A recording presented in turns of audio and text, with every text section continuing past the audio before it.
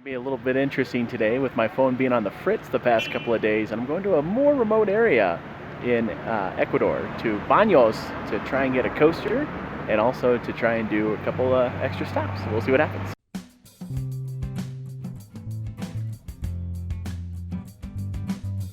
I'm Gary, and this is Coasting with Culture.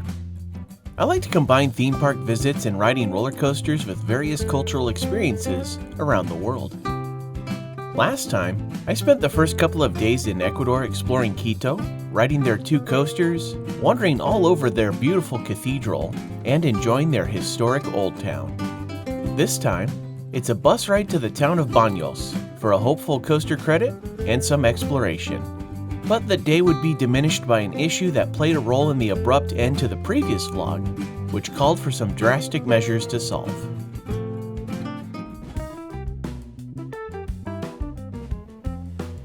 So the previous vlog left off with a bit of a cliffhanger having to do with my phone. Now you may remember from the second Colombia vlog when I was having trouble with my flights, I gave this little tidbit.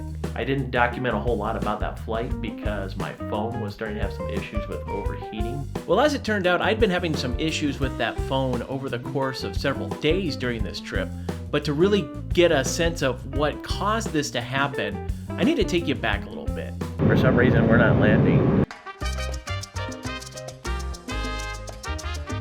Actually, even further back than that. I got it. I'll go to South America. You know, we need to go back before the South America trip.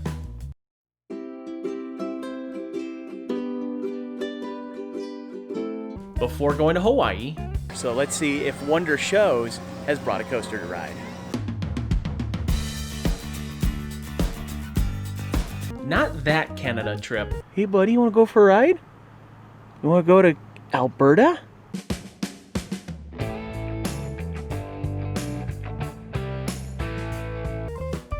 That's the one. So that same day, after going to Callaway Park and getting to my B&B for the night, I went out for dinner. After getting checked in, my host recommended trying the nearby Leopold's Tavern. Well, after dinner that night, when I got back into my car, I dropped my phone, and I didn't really think anything of it at first, because first thing in the morning the next day, I didn't really notice anything wrong with it. But when I arrived to the Calgary Stampede and I tried to do a selfie video, I noticed that there was a bit of a weird glare, and when I looked at the selfie camera, there was a giant crack right in front of it. So I've discovered a little bit of an issue with my phone. There's a crack right above the camera lens for the self-facing camera. So unfortunately, probably gonna have to minimize the self-facing videos. So probably gonna be a lot of outward-facing videos today. Now, as the day went on, I found that there were times where the glare wouldn't be so bad if you could get the light just right, but then there were other times where the glare would be an issue.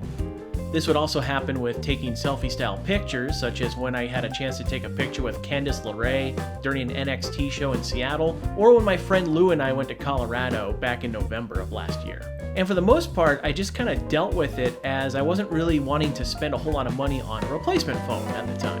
In fact, it actually affected how I filmed the next couple of trips because you may have noticed a difference in the video style and quality for the Great Canadian Coaster Run, as well as the trip that I took to Hawaii. That's because I was using my DSLR and testing out 24 frames per second instead of the normal 30 frames per second that I would use in most cases. But I didn't want to take my DSLR with me to South America because I wanted to lighten my load a little bit, and I also thought it might bring some unwanted attention, so I was going to have to make do with my phone until I realized that I actually had insurance on it. Just about a month before the South America trip, I went ahead and filed a claim, and they sent me this phone, which was a Galaxy S7 from Samsung, same as I had before. Sans the crack in the screen. It's cold, and it's snowing. I want to go somewhere warmer. For the most part, it started out working fine until about the time of those flights. I didn't document a whole lot about that flight because my phone was starting to have some issues with overheating. The problem with the phone was that it would just overheat randomly, even though I wasn't actively using it very much, and I thought that it was perhaps a certain app. So I started deleting different apps and started to force shut down different apps, trying to find ways to make it so that it wouldn't heat itself up too much. But in reality, I think the problem with this phone was that it was a refurbished phone. And so whatever problems it may have had before with the previous customer that used it, I was inheriting, and that may have caused its overheating issues no matter what I was doing. But what made it worse was that not only would it shut itself down, it would reboot itself, and then just as it's about finished rebooting, it would cut off and reboot again, and it would kind of start this vicious cycle. So I'd find myself trying to cool it off, waving it off with like a fan, putting a cold bottle of water on top of it to try and cool it off. I mean, it looked pretty ridiculous. And there were a couple of times where this would happen. After having this happen while waiting to get rebooked onto the flight to Bogota, it happened again the next day in Barranquilla when I was at Museo del Carnaval in the courtyard area, and when I was in the shopping plaza looking for that one coaster. Well, then the next day when I was going to the parks of Bogota, it seemed to be working fine, and it really didn't have any issues in the cultural day until I got to Monserrate. At the point that I got up to the top of Monserrate, it started overheating again. And so I'd have to stop everything, try to cool it off so that I could actually use it. Well, the problems continued into Ecuador, but they got even worse. You may recall from the previous vlog where this little bit happens. So there will be more chances to try to get up on Telefrico if it ends up working out. Well, as it turns out, it was because shortly after I had gotten the video of that church and started walking back toward the Airbnb and trying to find a restaurant, my phone froze completely. Couldn't turn it off, couldn't reboot it. It was stuck on the same screen, just on. There was no way to put it to sleep, no way to shut it off, nothing. It was just stuck. And at that point, I didn't know about forced reboots. So I basically had to wait it out until it stopped freezing.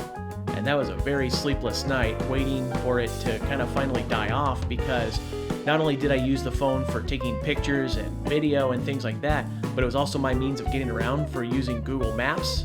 And it was also my translating tool in case I needed to try to tell someone something or ask them a question, but I didn't know how to say it, or if they said something to me and I caught the words that they said, but I didn't know exactly what they meant, I could go ahead and type it in real quick to look it up.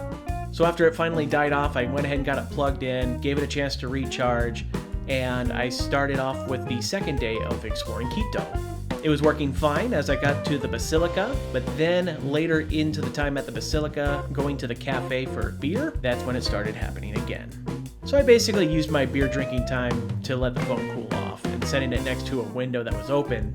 And then it started going into shutdown, rebooting, and rebooting mode again when I was exploring the old town of Quito. And then there was this moment. Definitely very creamy too. Muy delicious. That was the point where it froze completely once again, just like the night before.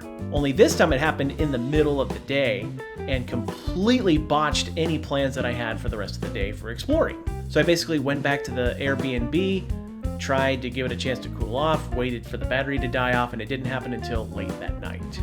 It was at this point that I knew I was going to have to do something different because I needed the translation app, I needed the maps to help me with getting around the cities, I needed access to my email for reservations and things like that and to communicate with other hosts, but I also realized that this phone wasn't going to cooperate if I continued to use it as I had. So I thought, well, maybe if I use it a little easier, if I shut off access to data and things like that, perhaps that will help. So put it in airplane mode until I get back to the Airbnb and I could just post things to everybody back home after the fact. So I thought if I try those things, maybe that would be the solution so I can get through the rest of the trip and not have to worry about it. So I went ahead and tried these changes for the day in Baños. Be a little bit interesting today with my phone being on the fritz the past couple of days, and I'm going to a more remote area in Ecuador, to Baños, to try and get a coaster and also to try and do a couple extra stops. We'll see what happens. To get to the town of Baños, it was about a 3 to 4 hour bus ride from Quito's Estación Quitumbe, which is located on the south side of town. The ride is fairly inexpensive as it was about $5 one way, and the company I rode with had clean and comfortable buses.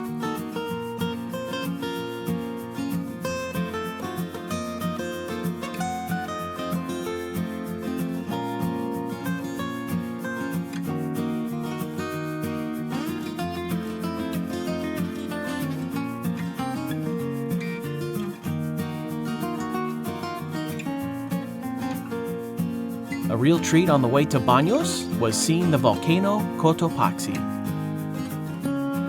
There are a number of tours offered to visit this mountain, and while I didn't have the time for it on this trip, I would certainly make sure to get there on a return trip to Ecuador.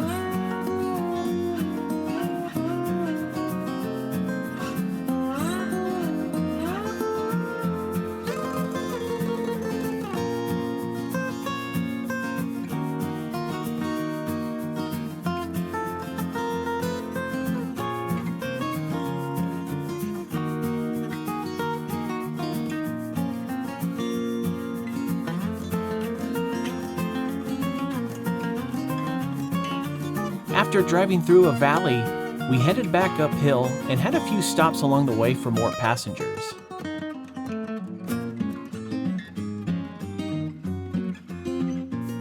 I was also fascinated by the way vendors would constantly enter the buses at these stops to sell food and drinks to passengers on board.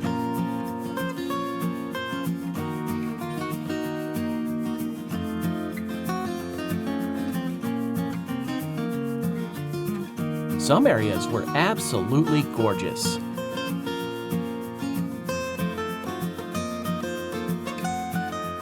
And it was really fascinating to see the agriculture on the hills.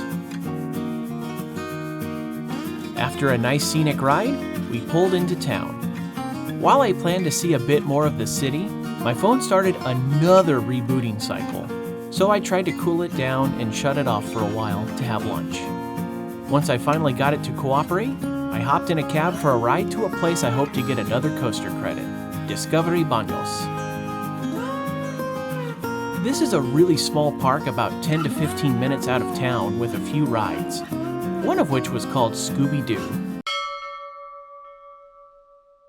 Unfortunately, when I asked the guy operating one of the rides, he gave me the bad news that it was closed. They've got stuff just sitting on the platform. The guy at the ticket booth said it wasn't working, so unfortunately don't get the coaster here. So it's going to leave one in Ecuador. That's not going to happen. A little bit of a bummer, but at least it's a very scenic ride here and a very scenic ride back into Quito. While missing out on the credit was a bummer, the cab driver shared with me this awesome waterfall located just across the parking lot. He also took a bit of a slower drive back for a couple other sites along the way. The downside, though, was that my phone went right back into a multiple reboot cycle. As continuing without my phone would be difficult, I decided to just get a ticket to head back to Quito. So ultimately, I realized at this point the only option I had was to replace the phone, but I knew I couldn't do it in South America because it was going to be linked to whatever country I purchased it from. So the only thing I could really do was replace it back home. But how exactly could I do that in the middle of my trip? Well, that's where my friend Philip comes into play. My friend Philip and I have traveled to a lot of places together over the years, and one of those trips was part of the early vlogs for Coasting with Culture.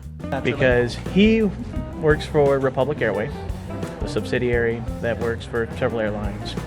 Decided to put me on his flight benefit as a kind gesture, so thank you for that.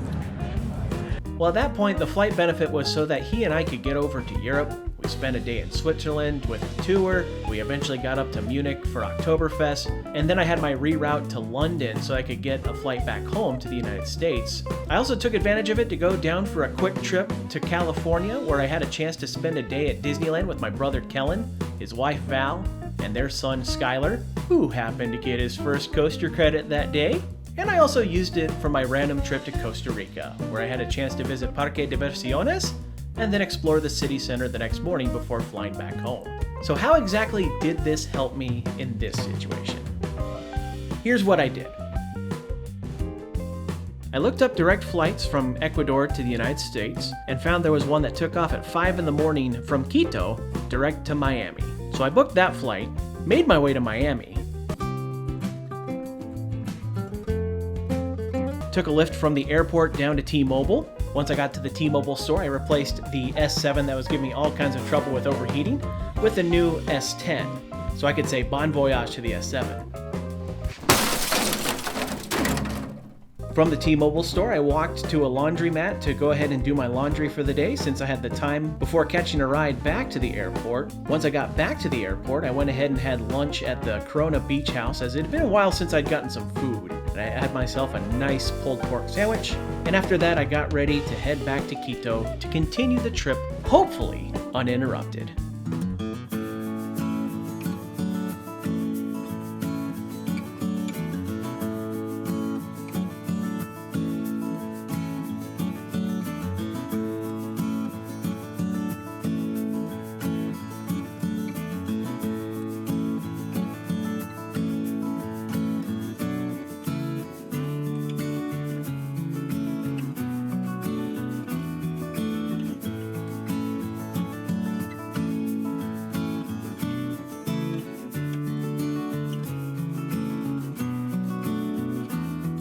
So Operation New Phone has been successful. It's hopefully going to solve all the issues that I've been having over the past couple of days and make things a lot easier as I continue to travel through Ecuador and further into South America. But for tonight, it's time to find a place to kind of chill for a while, because it's going to be just about 5 hours or so before getting ready to head over to Guayaquil.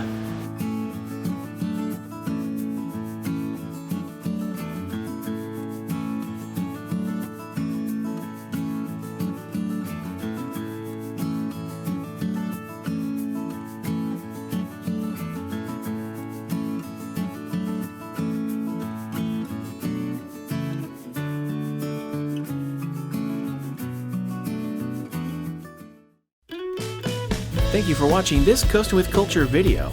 If you'd like to see future videos about combining theme park visits and cultural experiences, please consider clicking that subscribe button down below.